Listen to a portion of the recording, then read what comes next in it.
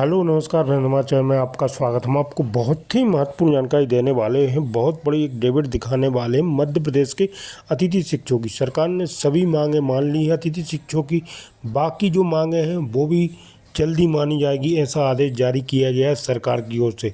और national debit पे क्या कहा गया है बीजेपी प्रवक्ता और कांग्रेस प्रवक्ता पे। कांग्रेस कह रही है कि अतिथि शिक्षकों का नियमितीकरण किया जाए, वर्षों से सेवा कर दे रहे हैं। और सरकार का कहना है कि कुछ समय चाहिए है नियमितीकरण के लिए, वो भी मांगे जल्दी मान ली जाएगी। तो मैं इसके संबंध में पूरी विस्तार से जानकारी दूंगा। वो डेबिट भी दिखाने वाला हूँ बीजेपी और कांग्रेस ने क्या कहा है एक दूसरे पर, और कब तक अतिथि शिक्षकों का नियमितीकरण होगा, विभाग की परीक्षा ली जाएगी। और अतिथि शिक्षकों का पोर्टल पे जो अनलॉक कर दिए गए हैं, जो पद नहीं खुले थे उनको अनलॉक कर दिया गया है। और किसी भी प्रकार की समस्या थी उस सबका समाधान कर दिया गया है अतिथि शिक्षकों की। ठीक है फ्रेंड। और जल्दी अतिथि शिक्षकों की सभी नियुक्ति कर ली जाएगी। और नियमितीकरण के ऊपर भी विचार चल रहा है, जल्दी अतिथि शिक्षकों का नियमितीकरण भी किया जाएगा। तो मैं इसके संबंध में पूरी विस्तार से जानकारी देने वाला हूँ। वो लाइव डेबिट दिखाने जा वाला हूँ जो नेशनल मीडिया पे चल रही है। तो आप वीडियो में बने रहे, वीडियो पूरा देखें। वीडियो अच्छा लगे तो लाइक करें और चैनल को सब्सक्राइब जरूर कर लें अपडेट पाने के लिए। क्या कहना है बीजेपी का और क्या कहना है कांग्रेस का, वीडियो बने रहे। विभाग ने पोर्टल पर उनकी आईडी को अनलॉक भी कर दिया है। हालांकि गेस्ट टीचर्स की अन्य मांगों पर सरकार के साथ सहमति बनने की बात कही जा रही है, लेकिन कांग्रेस सरकार पर हमलावर है। कांग्रेस का आरोप है कि एक मांग पूरी करके सरकार ने कोई एहसान नहीं किया है। बीजेपी ने पलटवार किया, कहा कि सरकार गेस्ट टीचर्स के साथ है, जो भी उनकी और मांगे हैं उन पर भी भविष्य में फैसला ले लिया जाएगा। कुल मिलाकर गेस्ट टीचर्स को लेकर सियासत हाई है, इसी पर आज है महाडिबेट।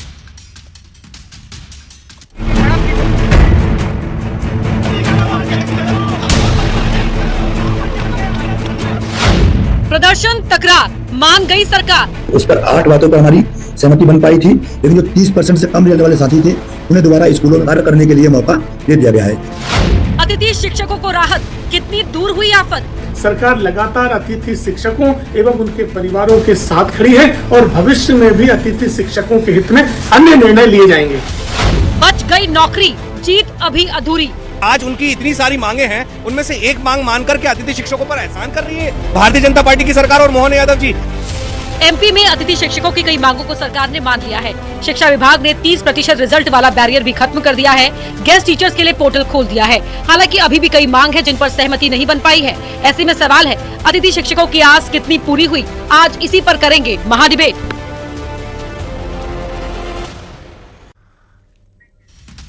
अब सवाल यह है कि बाकी बची हुई मांगों पर सरकार का क्या स्टैंड रहेगा, जिसको लेकर कांग्रेस भी हमलावर है। महाडिबेट करेंगे शुरू, लेकिन आइए पहले देख लेते हैं कि महाडिबेट में आज कौन कौन से सवाल रहेंगे, कौन से महत्वपूर्ण सवालों के इर्द गिर्द आज की महाडिबेट रहेगी। पहला सवाल रहेगा, सरकार मान गई है, सहमति बन चुकी है, जो आज पहली मांग पूरी की गई है, शिक्षक उसके बाद कितने संतुष्ट हैं। अगला सवाल रहेगा कि टीचर्स के बहाने आखिरकार कांग्रेस सरकार पर क्यों हमलावर है, क्योंकि सरकार और टीचर्स के डेलीगेशन के बीच सहमति बन चुकी है मांगों को लेकर, तो अब कांग्रेस अटैकिंग मोड में क्यों है। अगला सवाल रहेगा कि अधूरी जीत है, अभी ये जीत मुकम्मल नहीं कही जा सकती है, ये जीत अभी पूरी नहीं है, तो आगे की तैयारी क्या है अतिथि शिक्षकों की।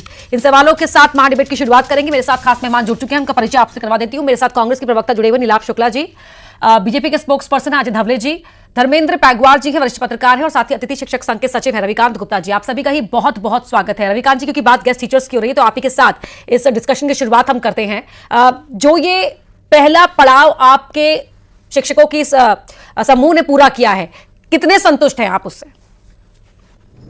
पहले तो धन्यवाद मेरी टीम का कि आपने मौका दिया हमें बोलने का। ये जो मांगे हमारी पूरी हुई हैं वो हमारे लिए एक समस्या थी। मांग तो हमारी है नियमितीकरण की, जो आज लगभग 15 साल से हम मांग रहे हैं। 30% का जो रिजल्ट का जो आज मांगा है, हमारी मांग को पूरा किया गया है। तो 2019 से शुरू किया था कि आपका रिजल्ट अगर 30% से कम होता है तो आपको बाहर कर दिया जाएगा। वर्तमान में हमारी नियुक्ति, और हमने ये कहा कि हमारी नियुक्ति को देखा जाए, हमारा पूरा रविकांत जी आप अपनी बात कंप्लीट कीजिएगा, लेकिन मैं एक और सवाल आपसे यहाँ पर पूछना चाहती हूँ कि इस 30% के बैरियर की वजह से कितने टीचर्स अफेक्ट हो रहे थे? लगभग 12,000 से अधिक शिक्षक थे जो बाहर हो गए थे। जी ठीक है जी, और अपनी बात पूरी कीजिए सर आप। जी, तो लगभग 12,000 लोग बाहर हुए थे। साथ में ही जो जिनका रिजल्ट 30% से कम नहीं था उनको भी बाहर कर दिया गया था। और अब जो आज आदेश तो भी जारी नहीं हुआ है, लेकिन बैरियर हटा दिया गया है। जो पोर्टल में उनके लिए कह रहे थे कि आपका रिजल्ट 30% से कम है, उससे उन्हें मुक्ति दे दी गई है और उनका ज्वाइंट लेटर निकलना शुरू हो गया है या चॉइस फिलिंग होना शुरू हो गया। ये एक अच्छी खबर हमारे लिए जरूर है कि हमारे लगभग 12,000 साथियों को मौका मिलेगा काम करने के लिए। लेकिन अभी हमारी बहुत सारी मांगे हैं जो अधूरी हैं, क्योंकि स्कूलों में बहुत सारे पद बंद कर दिए गए हैं, जैसे कि मिडिल स्कूलों में संस्कृत हो गई, विज्ञान हो गया, हिंदी के पद बंद कर दिए गए हैं, जिससे हमारे बहुत साथी बाहर हो गए। इसी प्रकार लगभग इस साल उच्च पद प्रभार अधिशेष जो अतिशेष का कार्य चल रहा है, सीएम राज स्कूलों में काउंसलिंग, मॉडल स्कूलों में काउंसलिंग से लगभग 3 से 4,000 लोग वर्तमान में बाहर हो चुके हैं। अच्छा। अब हम ये चाहते हैं कि माननीय शिक्षा मंत्री के कहे अनुसार कि 10 महीने का अनुबंध हो गया है, तो जिनको बाहर किया गया है वर्तमान और ये जनजातीय का जो ऑनलाइन पोर्टल है ये क्या है? जो हमारे शिक्षा विभाग में 2 विभाग चलते हैं, एक एजुकेशन, एक ट्राइबल। तो जो लोक शिक्षण संचालनालय है पूरा कार्य ऑनलाइन कराता है, लेकिन जनजातीय विभाग में पूरा कार्य ऑफलाइन होता है। अच्छा। मतलब कि स्कूलों में आवेदन मंगाए जाते हैं और उनकी ऑनलाइन फीडिंग नहीं होती, उनका मानदेय भी ऑफलाइन होता है, पूरा कार्य ऑफलाइन रहता है, जो पारदर्शी तरीके से नहीं होता। जी अजय धवले जी, आपने सुन लिया रवि जी को भी यहाँ पर, वो कह रहे हैं कि जो मेन मुद्दा है, मुख्य मांग है, वो है नियमितीकरण की। अभी सरकार धीरे धीरे भले ही कदम आगे बढ़ा रही है, लेकिन जो नियमितीकरण की मांग है वो तो उनकी असल मांग है, और कांग्रेस कह रही है कि एक मांग पूरी करके एहसान नहीं कर रहे हैं आप लोग। जी अपर्णा जी, पहले तो अतिथि शिक्षक संघ का जो विषय था और उनकी जो मांगे थी, मुझे लगता है कि सरकार ने इस विषय को संवेदनशीलता के साथ में डील करके 2 डेलीगेशन माननीय शिक्षा मंत्री जी से मिले थे और 2 डेलीगेशन के विभिन्न मांगों को, जैसे कि जो उनकी प्रायोरिटीज थी कि पहला था कि ये 30% से कम रिजल्ट वाले विद्यालयों के अतिथि शिक्षकों को एलिजिबल करना, ये एक मांग पूरी हो गई। दूसरा, विगत वर्ष जो पूर्व मुख्यमंत्री शिवराज सिंह चौहान जी के नेतृत्व में और मुख्यमंत्री आवास पर एक अतिथि शिक्षक महापंचायत हुई थी, उस महापंचायत में कैटेगोरिकली सरकार ने कुछ बिंदुओं पर सहमति बताई थी कि ये हमारी घोषणा है जो हम अतिथि शिक्षकों के भविष्य हेतु, क्योंकि अतिथि शिक्षक हमारे मध्य प्रदेश का भविष्य बनाने का काम करते हैं। तो जैसे कि एक बहुत महत्वपूर्ण मांग थी मानदेय का दुगना करना, फिर दूसरी इनकी मांग थी नियमितीकरण की। उस पर नियमितीकरण पे भी ये हुआ था कि जब नियुक्तियां होगी तब 50% का रिजर्वेशन अतिथि शिक्षकों को लिए, वो एक महत्वपूर्ण मांग थी। मुझे लगता है कि आज हम लोगों को इस विषय को समग्रता के साथ में लेने की आवश्यकता है कि आज कांग्रेस का आपने जिक्र किया अपर्णा जी की, कांग्रेस इस विषय पे फिर से राजनीति करने के मूड में आ गई है। मध्य प्रदेश को जिन्होंने ये शिक्षा कर्मियों का कल्चर दिया, मध्य प्रदेश की शिक्षा व्यवस्था को सबोटाज करने का अगर किसी ने काम किया था वो कांग्रेस की तत्कालीन दिग्विजय सिंह की, मिस्टर बंदा था जी की सरकार थी। और तब से लेकर आज तक की इस व्यवस्था को हम बनाने का जो काम कर रहे हैं, अभी भी निश्चित तौर पर अतिथि शिक्षक महासंघ की जितनी भी मांगे हैं और मध्य प्रदेश में उनके जो विषय हैं, उन विषयों के लिए सरकार की आप सार्थकता, ये हम इसको कहेंगे कि संकल्प शक्ति के साथ में सार्थकता की ओर विषय को लेके जा रहे हैं। आज आप जैसा कि मैंने कहा कि मानदेय दुगना करने वाला विषय हम लोगों ने मान लिया है, ये आज 30% वाला विषय पे सहमति बन गई है। अब एक महत्वपूर्ण विषय है जो नियमितीकरण का। तो आप देखेंगे कि मध्य प्रदेश में अगर मैं if I am not wrong कि 65,000 से अधिक अतिथि शिक्षक है जो विगत कई वर्षों से मध्य प्रदेश के विद्यालयों में, विभिन्न विद्यालयों में अपनी सेवाएं दे रहे हैं। एक 50% के पैरामीटर पे किस प्रकार से सहमति बने और फिर से इनके साथ में जो कंसेंसस बनाने की बात हो रही थी, उस कंसेंसस को आगे कैसे लेके मतलब आप ये कह रहे हैं कि सरकार ने जो एक कदम आगे बढ़ाया है वो निरंतर प्रक्रिया का हिस्सा है, अब आगे बढ़ती रहेगी सरकार, आप ये कहना चाह रहे हैं धवले जी? बिल्कुल बिल्कुल, निश्चित ठीक है, ये कंटिन्यूअस प्रोसेस है। अपना जी अभी इन्होंने हमारे साथी ने खुद स्वीकार किया था कि 10 माह के अनुबंध का भी एक इनका विषय था कि वो भी एक महत्वपूर्ण मांग थी कि एक पूरा 11 महीने का, जिसे या हम कहें कि एक पूरे साल भर का अनुबंध की बात थी, उस विषय पे भी प्राय सहमति बन गई और अब वो विषय भी आगे बढ़ गया। नीलाभ शुक्ला जी, ठीक है सर, आगे बढ़ रही हूं अभी। नीलाभ शुक्ला जी, शना हो रहा है लेकिन हो रहा है कम से कम। देखिए, खुद ही जख्म भी देते हो, खुद ही मरहम भी लगाते हो, उसका मरहम लगाने खुद की पीठ खुद ही थपथपाते हो। देखिए, आपने एक नियम बनाया था 30% रिजल्ट अगर कम आएगा तो आप एक षड्यंत्र बनाया था कि रिजल्ट जैसे कम आएगा अतिथि शिक्षकों को हटा दिया जाएगा, उन्हें फिर मौका नहीं दिया। ये नियम आपने ही बनाया था। जब उसका विरोध हुआ तो आपने नियम को पलट दिया और वाह भाई, जख्म भी आपने दिया, मरहम भी आपने लगाया और पीठ भी खुद की थपथपा रहे हैं। तो आपने जख्म दिया क्यों? कहीं ये निश्चित रूप से अतिथि शिक्षकों को बेदखल करने का नियम था। मुख्य मुद्दा है इनका नियमितीकरण, इन्हें गुरुजी के समान मानदेय दिया जाए, इनका नियमितीकरण किया जाए।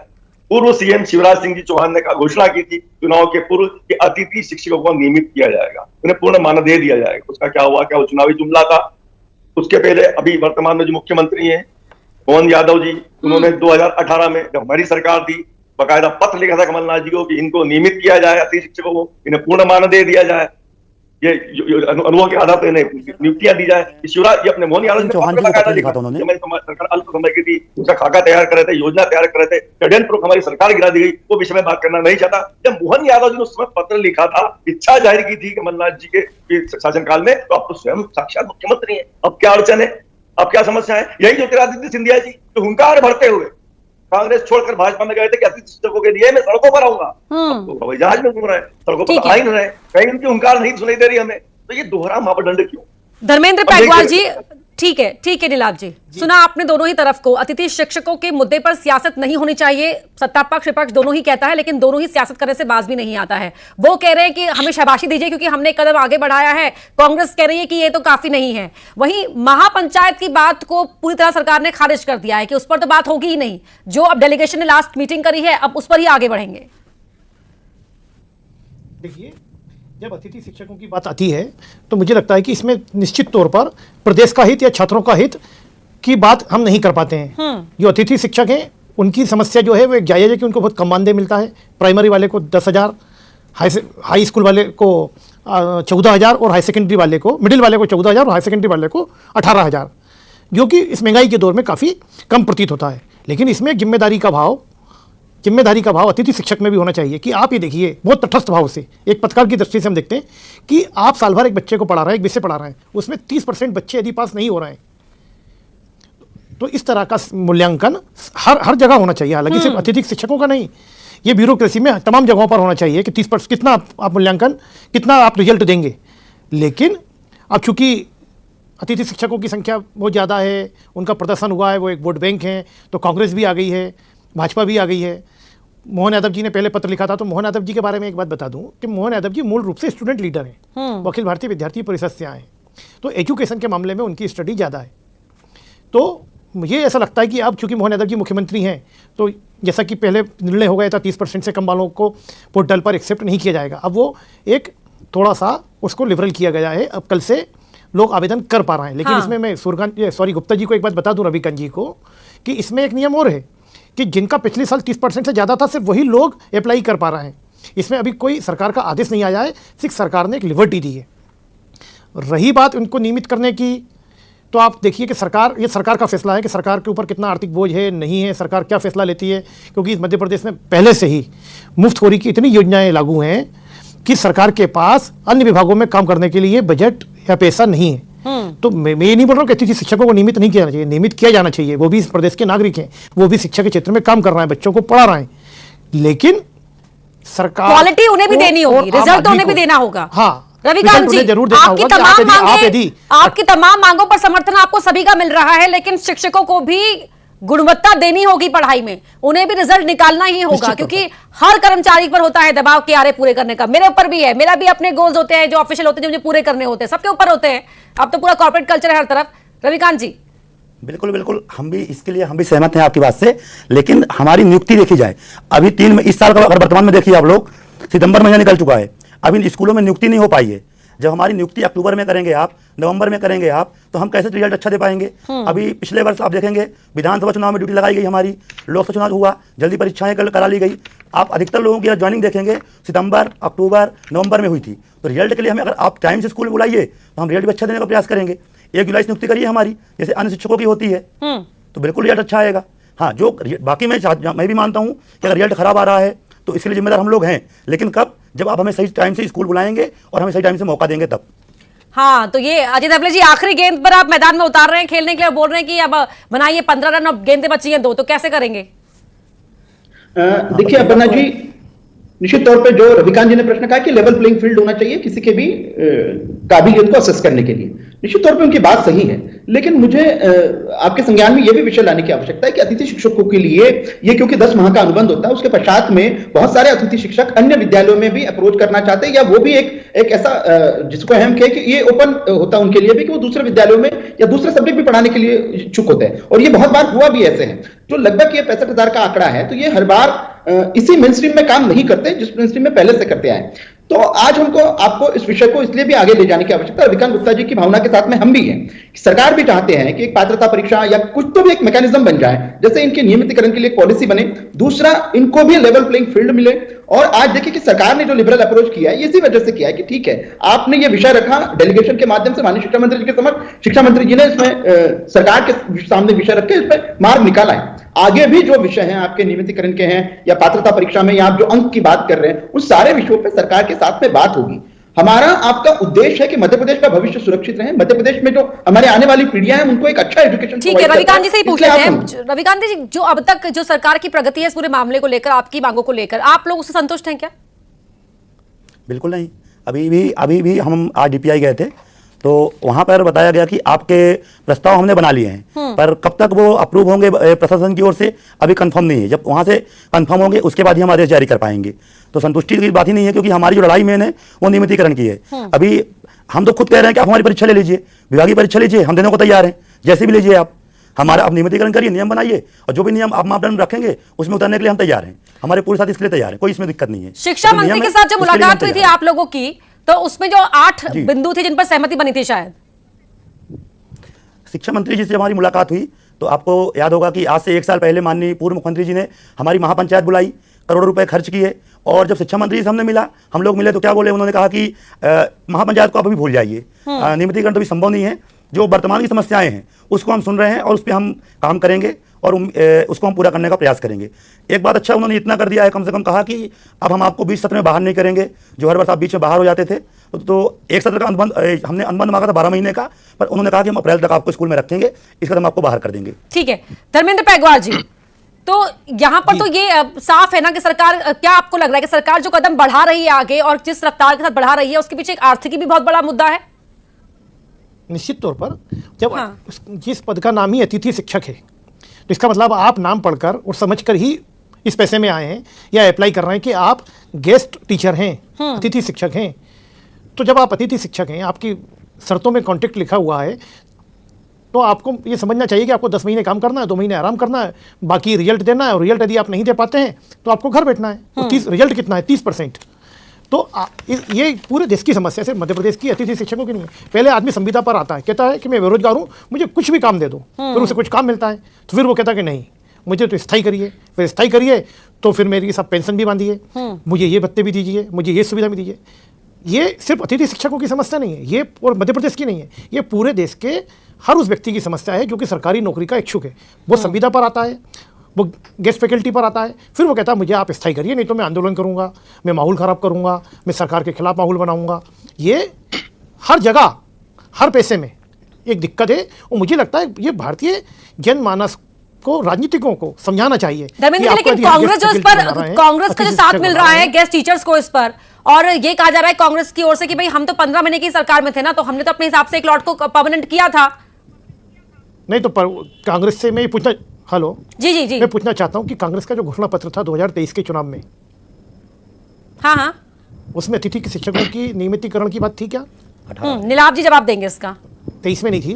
18 में था। नीलाभ जी, कांग्रेस का जो घोषणा पत्र था 2023 विषय नहीं, विषय ये है कि हम नियमित करना चाहते थे, हमने उसका खाका तैयार कर ली, पूरी योजना तैयार कर ली। धर्मेंद्र जी की बात का जवाब देता हूँ। धर्मेंद्र जी ने कहा कि ये अतिथि शिक्षक होते हैं, अतिथि शब्द जुड़ा हुआ है, तो ये बताया धर्मेंद्र जी आप मुझे कि शिवराज सिंह जी ने इस हैसियत से कहा था उन्हें नियमित करें, वर्तमान जो मुख्यमंत्री उन्होंने पत्र लिखा था नियमित किया जाए, अब क्या अड़चने आ रही है? तो सरकार आश्वासन देती कि आपको नियमित करेंगे, तो क्यों नहीं किया जा रहा नियमित? आपने कहा कि उनको गोल इश्यू करना चाहिए, आपने कहा कि आपको संस्थान गोल देती है, एक टारगेट देती है, आपको पूरा करना पड़ता है, लेकिन आपके संस्था वैसे संसाधन भी देती है, सुविधाएं भी देती है, योजनाएं भी नहीं, तब आप उस गोल को अचीव कर पाते हैं। लेकिन आप ये बताएं अगर शिक्षक परिणाम नहीं दे पाते तो क्या अतिथि शिक्षक अकेले जवाबदार है? शासन की नीतियां, प्राचार्य गलतियां, स्कूल के भवन नहीं है, स्कूल में आज कई आदिवासी क्षेत्रों में स्कूल के पहुंच मार। धर्मेंद्र पैगवार जी, आप कुछ कहना चाहते बीच में? जी, दुर्दशा हो रही शिक्षक। मैं कहना चाह रहा हूं, एक मिनट आप सुन लेते हैं जवाब। कांग्रेस के हमारे जवाबदार बोल रहे हैं, लेकिन उनसे ये पूछना चाहता हूं कि 2023 के कांग्रेस के घोषणा पत्र में अतिथि शिक्षकों की बात, उनकी मांगे इन्होंने लिखी, वो कहने हमारी नियत में है, वो हमारी नियत में था। देखिए घोषणा पत्र में सब बातें रही गई थी कि जो भी संविदा पे जाति थी सबको नियमित किया जाएगा, इनको नियमित किया जाएगा, ये हमारी योजना थी और हम उसके लिए प्रयास भी कर रहे थे। लेकिन अल्प समय में हमारी सरकार का सदन पूर्वक विवाद गिरा दिया गया, हमारी पूरी योजना तैयार था इस चीज को लेकर। धबले जी, 2023 का वादा आप लोगों ने क्यों भुलाया? भले ही आप वर्तमान में रहकर काम करने की बात कह रहे हैं, लेकिन 2023 का वादा जो गेस्ट टीचर्स के साथ किया गया था, उस वादे को क्यों भुला दिया गया? अपर्णा जी, उस 2023 की शिक्षक महापंचायत में मानदेय दुगना करने का विषय था, जो मुझे लगता है उस संकल्प की पूर्ति हो चुकी है। रहा विषय दूसरा ये जो था कि हम लोग नियमितीकरण के लिए पॉलिसी बनाएंगे और इसके लिए पात्रता परीक्षा या जो भी विषय है इस पॉलिसी के माध्यम से काम करेंगे। तो उन सारे विषयों पे अभी भी जो डेलीगेशन गया था उसने भी चर्चा की थी और मुझे लगता है कि सार्थक चर्चा हुई थी। ये आप अगर इस तरह से कह देंगे कि 2023 की अतिथि शिक्षक महापंचायत की सारे मांगे पूरी नहीं हुई है या उसको दरकिनार कर दिया गया, तो ये अपने आप में बेईमानी है। आप इनसे रविकांत जी से पूछ सकते हैं कि मांगे दुगना करने का विषय है, मांगे दुगना हो चुका है, रविकांत जी उस संकल्प की हो चुकी है। सरकार ने कदम बढ़ा दिए, हाथ भी आपकी तरफ बढ़ा दिए, अब हाथ पकड़कर चलना आप गेस्ट टीचर्स का काम है। ये बताइए कि अगर मांगे पूरी होती हैं तब आपका रुख क्या रहेगा और अगला आपका कदम क्या होने जा रहा है? अगर मांगे पूरी होंगी तो हम बाकायदा स्वागत करेंगे मुख्यमंत्री जी का, शिक्षा मंत्री जी का। पहली बात तो कांग्रेस प्रवक्ता को धन्यवाद, पर मैं उनको याद करवा दूं कि 2018 में कांग्रेस सरकार जब आई थी, हमने 3 महीने लगातार साजनी पार्क में ठंडी बरसात में, वहाँ इतनी बारिश हो रही थी, वहाँ 3 महीने तक हमने आंदोलन किया था, लेकिन कांग्रेस की ओर से कोई व्यक्ति हमसे मिलने नहीं आया। उस समय पर सिंधिया जी भी कांग्रेस में थे और उन्होंने कहा कि हम ढाल और तलवार बनेंगे, खुले मंच से उन्होंने बोला था कि हम आपका नियमितीकरण करवाएंगे। तब भी हमारा कुछ नहीं हुआ। कमलनाथ जी ने कहा कि हमारी सरकार 5 साल के लिए है, हम 5 साल बाद 5 साल तक देखेंगे, बस यही हो पाएगा। यही होता है ना कि जब जिसको देना होता है उसका रुख कुछ और होता है, जो सामने होता है सवाल उठाने के लिए उसका सवाल पूछने का रुख कुछ और होता है। खैर, धन्यवाद आप सभी का ही एमपी की महाडिबेट में तय समय था मेरे पास। बहुत बहुत धन्यवाद चर्चा में शामिल होने के लिए, और टीचर्स की समस्या को हमने एक बार फिर से इस मंच के जरिए उठाने की कोशिश की है और आगे भी आपकी आवाज को एमपी की महाडिबेट में उठाते रहेंगे।